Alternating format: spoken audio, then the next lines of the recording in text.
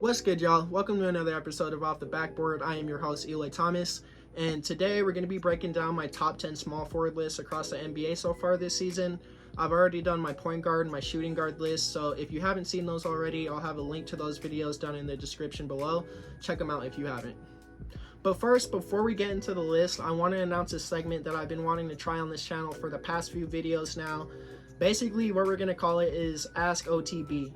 Now, this is just something for me to connect to you guys on a little bit more personal level. The way that it's going to work, you're going to drop a hashtag AskOTB in the comment section down below. You can drop any sort of NBA question, hot take, anything like that. And I'll be picking a couple and I'll be going through them for a couple of minutes at the beginning of each video. Now, getting into this top 10, man, this was 100% harder to make than my point guard or shooting guard list, strictly because the NBA is so positionless now. I didn't know if these guys were 2s, 3s, 4s. Some of them play a little bit of 5. If you look at their basketball reference, the play-by-play, how much minutes they're playing at each position, it was crazy. So basically, the criteria for this list was you had to log at least half of your minutes at the 3 position. But you'll come to see that this is easily the most versatile position across the NBA right now, because spoiler alert, Mikal Bridges, a guy who made this list, he has minutes logged at every single position this year. Every single position for the Brooklyn Nets, which is crazy. But without further ado, let's get right into the list. And before we get into our number 10 spot, as always, I just have a few shout outs for guys that were really close to making the list but just didn't quite make the cut. You have Benedict Mathurin out there in Indiana, Keldon Johnson out there in San Antonio, Jaden McDaniels of the Minnesota Timberwolves, and OG Anunoby of the Toronto Raptors. All 4 of those guys who are still extremely young, so I have no doubt that they'll be on this list one day. But without further ado, let's get right into the 10th spot.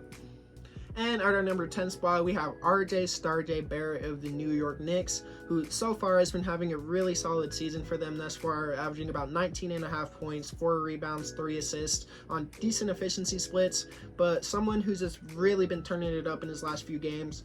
2 of those games being against Milwaukee and Boston. In this last 3-game stretch, he's been averaging about 25 points, 5 rebounds, and 2 assists on insane efficiency splits, about 50% from the field, 35% from 3, which is really good for RJ Barrett, and about 84% from the line. Not to mention, he's a guy who's still only 23 years old, so there's no doubt in my mind that he hasn't reached his potential as a basketball player yet. So bright things in the future for RJ, a guy that more than likely can get higher than 10 on this list in the coming years.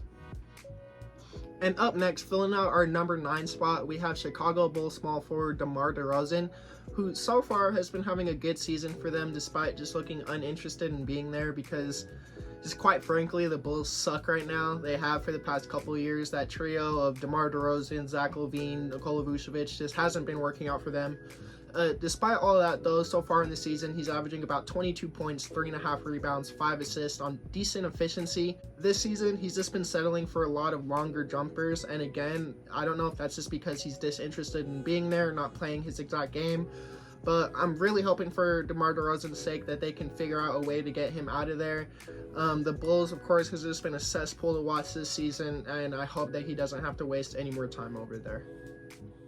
And coming up next at our number 8 spot, we have Michael "The Possession Ends Here" Porter Jr., who by far is just having his best season as a pro with the Denver Nuggets, averaging 17 points, 8 rebounds, 47% from the field, 38% from 3. And we all know that he's the juggernaut on offense, but he's just looked a lot more engaged on the defensive side of the ball, you know, locking up on the perimeter, averaging a career high in rebounds.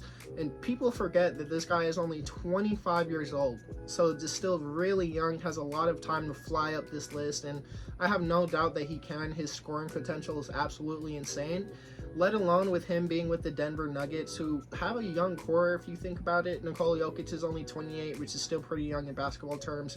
You have Jamal Murray, who's still pretty young. So this Denver Nuggets team is going to be dominating for a long time to come. Big part of that is Michael Porter Jr. Number 8 on today's list, but no doubt in my mind he'll continue to climb as the years go on.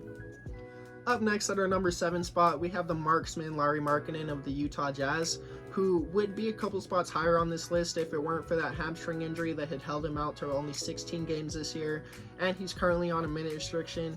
But even on the minute restriction, even on the limited amount of games that he's been able to play this year, he's been having an amazing season for the Jazz, averaging about 24 points per game, 9 rebounds on 49% from the field, 39% from three.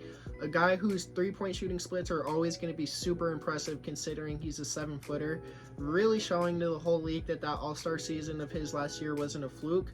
Big thing for him though is that he's been involved in a lot of trade talks just because the Jazz hasn't been performing as well as they did this last season.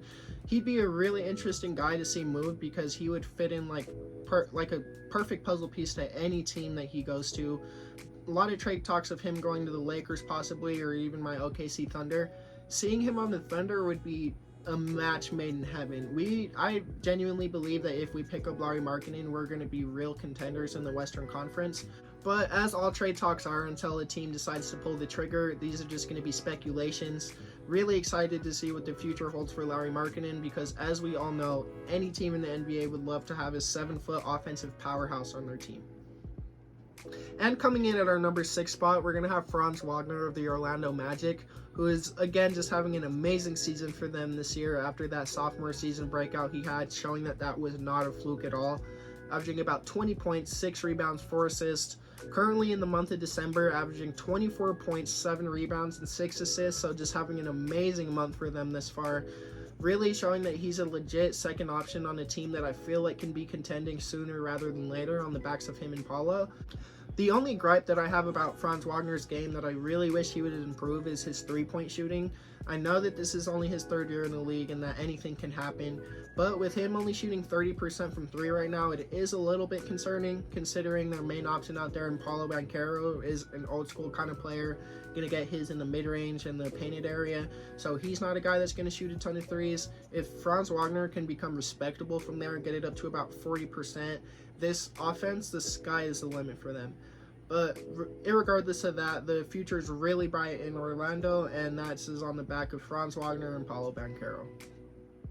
And up next at our number 5 spot, we're going to have Mikal Bridges of the Brooklyn Nets, who the big question for him for a lot of people was if he was going to be able to keep up that production that he had given them after the Phoenix trade, of course. He's been doing that and then some for the Nets, averaging about 23 points, 6 rebounds, 4 assists on amazing efficiency, and just by far one of the most well-rounded stars across the NBA this season.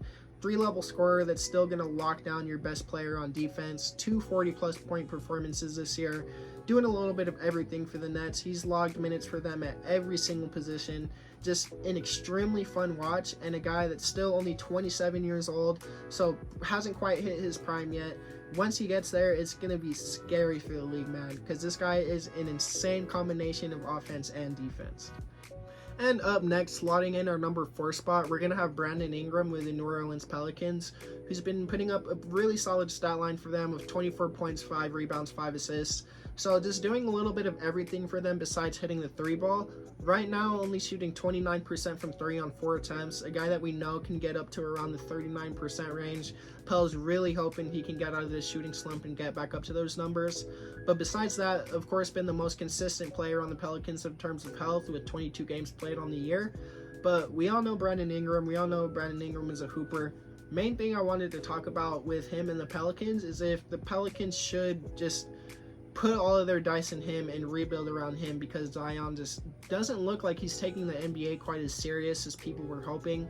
Of course, extremely talented. He's going to put up his numbers regardless just because he's kind of just a bully in the paint. But a guy who's putting up career lows in points per game, field goal percentage right now. Brandon Ingram, we know is going to be consistent. We know he can put the ball in the basket. So let me know in the comments down below if you think the Pelicans should focus more in on Brandon Ingram rather than Zion, or if you think that they should look to trade Zion. Whatever the case may be, let me know your opinion on it in the comments down below. Now, this next guy, I honestly went back and forth with him and Brandon Ingram for a while on who I wanted to give this number 3 slot to. But ultimately, I decided to go with Jaylen Brown of the Boston Celtics, who's currently putting up averages of 22 points, 5 rebounds, 3 assists. And big question for him, of course, is if he was going to be worth that big contract that he inked with the Boston Celtics. 5 years, $304 million. And of course, the Boston Celtics have been looking dominant in the Eastern Conference so far with the 17-5 record to their name. I think the biggest thing that's going to make Celtics fans think that this contract was worth it is if they can take home that Larry O.B. They'll just look at it as an investment into that. If not, then things could possibly get pretty ugly for Jaylen Brown. As you all know, Boston Celtics fans are absolutely insane. But other than that, just a super solid season for Jaylen Brown, and I really hope that he was working on that left hand in the offseason. And coming in at our number 2 spot, we're going to have Kawhi Leonard of the Los Angeles Clippers, who so far in the season has been putting up averages of about 23 points, 6 rebounds, and 4 assists. So just not quite looking like himself. We all know that he can be a 25 per game scorer quite easily. But in his last 5 games, he's just been absolutely turning it up. Averaging about 29 points, 5 rebounds, 5 assists, 60% from the field, 50% from 3, and 100% from the line. Not to mention that the Clippers are 5-0 in this stretch. So just really going to show when Kawhi Leonard is playing to his true superstar level, the Clippers are just an entirely different team on an entirely different stratosphere. Now, with that being said, this is still only a 5-game stretch. We're not going to forget how awful the James Harden era started out there in Los Angeles. So the big question for me is if the Los Angeles Clippers are real contenders in this Western Conference, and if they're going to contend, they have to have Kawhi Leonard playing on this level. He's the championship guy here, 2 finals MVPs on 2 different teams. If they can get this level of production from him on a consistent basis, then it's going to be really hard to beat this Clippers team in a 7-game series. And last but definitely not least, coming in at number 1 on our top 10 small forward list, we're going to have Jimmy Butler of the Miami Heat, who so far is putting up averages of about 22 points, 5 rebounds, 5 assists. Doing this while shooting 40% from 3, which is a career best mark for him. Staying at about the same amount of attempts at 2, but just at a lot more efficient clip now. Long story short, as long as Jimmy Butler keeps turning into an absolute superhuman freak monster in the playoffs, he's going to be number 1 on my list, simply just because that is the most important thing in terms of the NBA is playoff success, winning that chip. Even though he hasn't gotten that chip yet, it's really crazy to think that I feel like if I was a GM, if I had Jimmy Butler and a comparable amount of players around him, I would feel like we could contend legitimately every single year. And there's not a lot of players that you can say that about. So shout out to Jimmy G Buckets, man. The G stands for get. And that is going to do it for my top 10 small forward list. I just want to say thank you so much for watching if you've made it this far. I really appreciate it. And if you enjoy this kind of content, just be sure to like and subscribe. And one last reminder, comment, ask OTB, any sort of hot take, question, anything like that. And there's a chance that it might be featured in next week's video. I already have my point guard and shooting guard lists out. Go check those out if you haven't already. Be expecting the power forward list very soon. I appreciate all the support, y'all. I'm out of here. Peace.